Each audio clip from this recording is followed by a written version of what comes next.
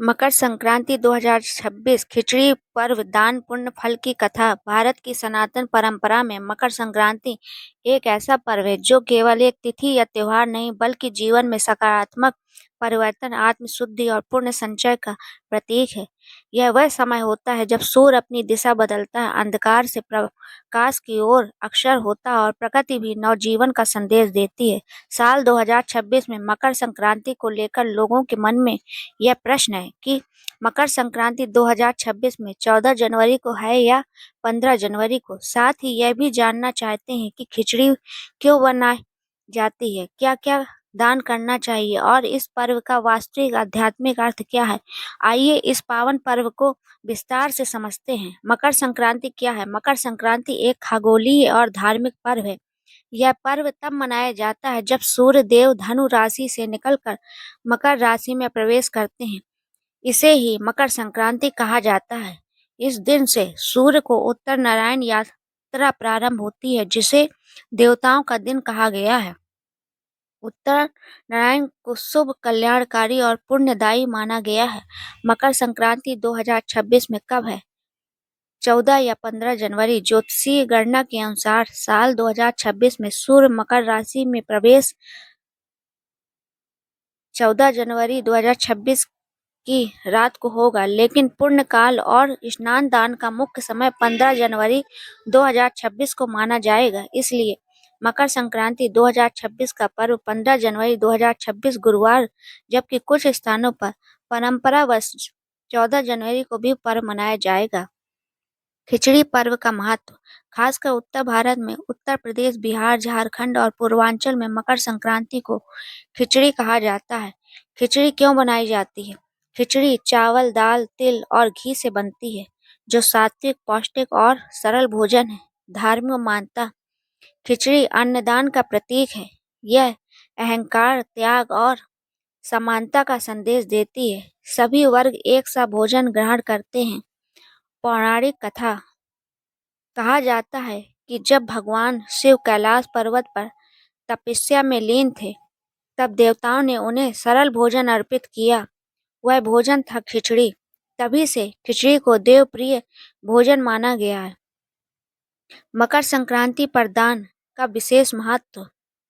शास्त्रों में कहा गया है कि माघे संक्रांतो यदत्तम तदंतरम फलम स्मृतम, अर्थात मकर संक्रांति पर दिया गया दान अनंत गुना फल देता है। क्या क्या दान करना चाहिए? मकर संक्रांति 2026 पर इन वस्तुओं का दान विशेष पुण्य देता है। अन्न, चावल या गेहूं, खिचड़ी का दान, तिल और गुड़, कंबल, वस्त्र, घी और तेल, तांबे के पात्र, गौ दान यदि संभव हो। स्नान दान का महत्व। इस दिन गंगा, यमुना या किसी पवित्र नदी में स्नान करने से पापों का नाश, रोगों से मुक्ति, आध्यात्मिक शुद्धि, पितरों की तृप्ति मानी जाती है। जो लोग नदी तक न जा सकें, वे घर पर गंगा जल मिलाकर स्नान करें। पतंग उड़ाने की परंपरा। मकर संक्रांति पर पतंग उड़ाने की परंपरा उत्साह और स्वतंत्रता का प्रतीक है। सूर्य के निकट जाने का प्रतीकात्मक भाव, सामाजिक मेल मिलाप का माध्यम। गुजरात, राजस्थान और महाराष्ट्र में यह पर्व अंतर्राष्ट्रीय पतंग महोत्सव के रूप में मनाया जाता है। पौराणिक कथा। मकर संक्रांति का दिव्य संदेश। कथा। एक अहंकारी राजा और एक साधु। एक समय की बात है, एक प्रतापी राजा था जिसे अपने दान पुण्य पर बड़ा गर्व था। मकर संक्रांति के दिन उसने भारी दान किया, लेकिन मन में अहंकार था। उसी दिन एक साधु ने उससे कहा, राजन, दान तभी फलदायी होता है जब वह विनम्रता और करुणा से किया जाए। राजा ने साधु की बात अनसुनी कर दी। रात में राजा को स्वप्न आया। यमराज उसके कर्म तौल रहे थे और उसके भारी दान का पलड़ा हल्का था, जबकि एक गरीब स्त्री द्वारा दी गई खिचड़ी का छोटा सा दान भारी था। राजा की नींद खुली, अहंकार टूट गया। अगले दिन उसने साधु से क्षमा मांगी और सच्चे मन से सेवा और दान किया। यही है मकर संक्रांति का सच्चा संदेश। मकर संक्रांति 2026 पर क्या करें?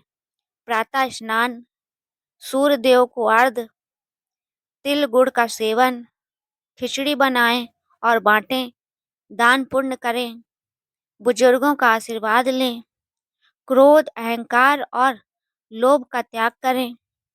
जीवन में मकर संक्रांति का आध्यात्मिक अर्थ।